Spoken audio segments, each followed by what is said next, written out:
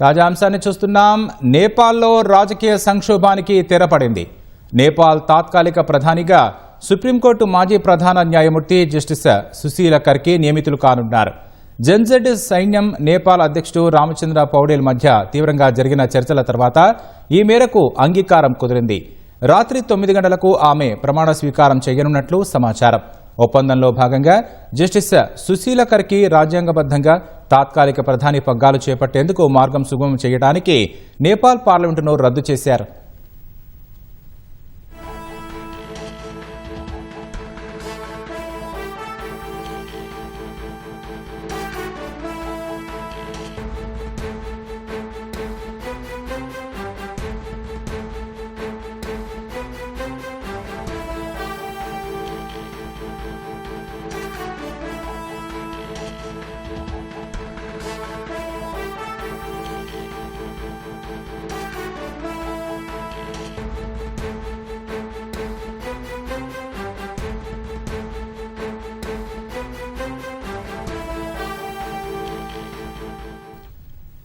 సుశీలా కర్కీకి నేపాల్ చరిత్రలో ప్రముఖ స్థానం ఉంది.